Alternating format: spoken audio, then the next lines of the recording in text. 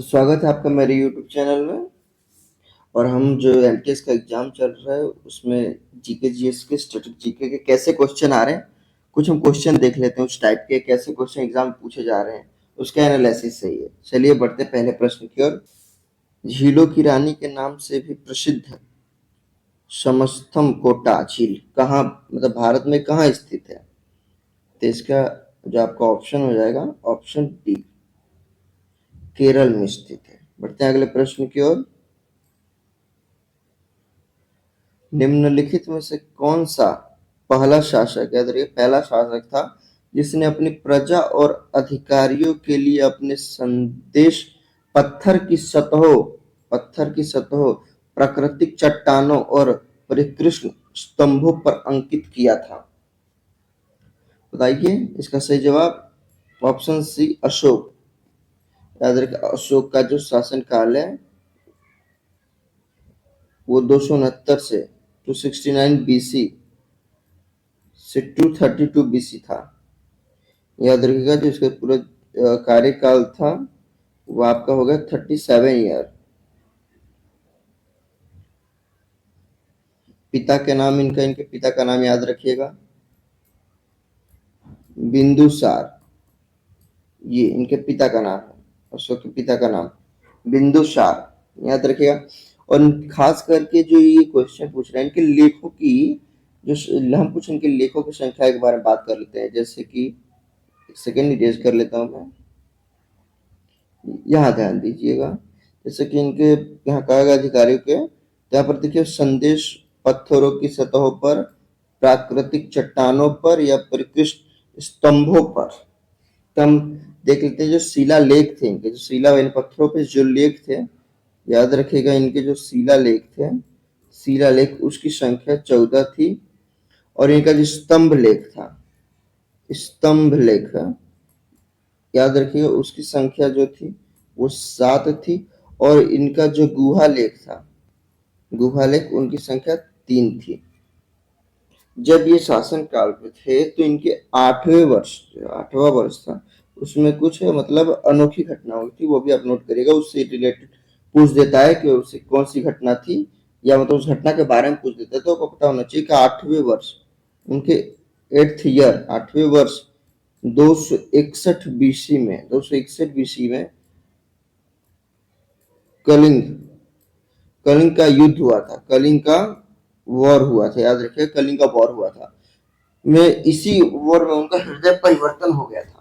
जो कलिंग का युद्ध हुआ था इस युद्ध में उनका हृदय परिवर्तन हो गया था।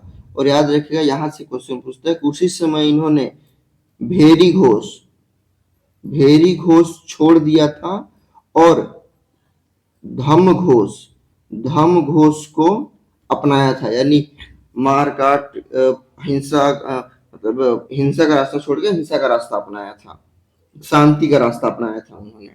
बढ़ते हैं अगले प्रश्न की ओर। प्रश्न नंबर 3, अशोक के अध्यादेश कहाँ स्थित है? अशोक के अध्यादेश कहाँ स्थित है? याद रखिएगा ऑप्शन ए, जयगढ़, जयगढ़ राजस्थान में स्थित है। याद रखिएगा जयगढ़ राजस्थान में स्थित है। बढ़ते हैं अगले प्रश्न की ओर। मौर्य प्रशासन में, जो मौर्य काल था, मौर्य प्रशासन में रिपोर्टरों को कहा जाता था, जो भी रिपोर्टर है मीडिया है उन्हें क्या कहा जाता था? रिपोर्टरों को। तो याद रखिए रिपोर्टरों को उस समय ऑप्शन बी, प्रतिवेदन, प्रतिवेदन कहा जाता था। और याद रखिएगा जो नागरिक है उन्हें मजिस्ट्रेट कहा जाता है, मजिस्ट्रेट, नागरिक को मजिस्ट्रेट कहा जाता है। बढ़ते हैं अगले प्रश्न की ओर। मेगास्थनीज के अनुसार, याद रखिएगा मेगास्थनीज के अनुसार एस्टिनोमोई, एस्टिनोमोई मौर्य प्रशासन में निम्नलिखित में से क्या था? एस्टिनोमोई जो इनमें से क्या था, किसके समय? मेगास्थनीज के अनुसार एस्टिनोमोई मौर्य साम्राज्य में। याद रखिएगा ऑप्शन सी, जिला प्रशासन का प्रभारी था। याद रखिएगा चंद्रगुप्त मौर्य के समय आया था ये जो एस्ट्रोनोमोई है, ये चंद्रगुप्त मौर्य के समय आया था। और इसकी एक फेमस बुक है इंडिका, इंडिका इसकी बुक है। जब इस बुक में पाटलिपुत्र के प्रशासन के बारे में लिखा गया है, उसके प्रशासन व्यवस्था के बारे में इस इंडिका बुक में लिखी गई, फेमस बुक है। पूछ देता है इसका ऑथर बताइए, तो याद रखिएगा एस्टिनो मोई है इसका ऑथर। बढ़ते हैं अगले प्रश्न की ओर।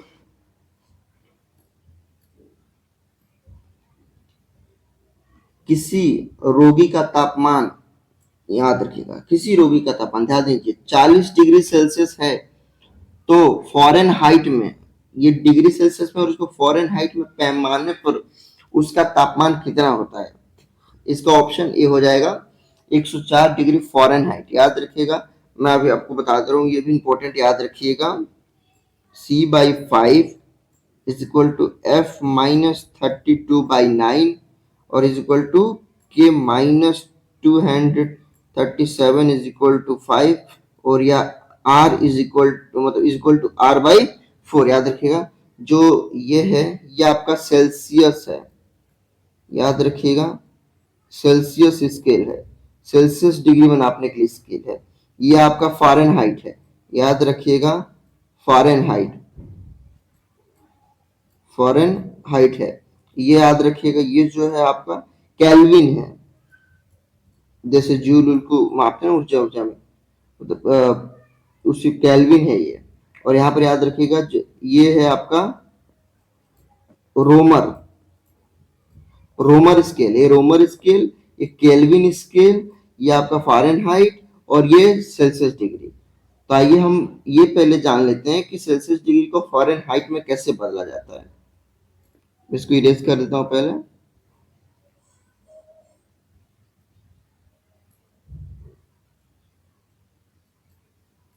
चलिए यहाँ देख लेते हैं कि इसमें हमारा जो ये फॉर्मूला है, जैसे कि C/5 is equal to F minus 32/9, हमें तो बस यही चाहिए, इतने से मतलब है क्योंकि इसी बदलना है।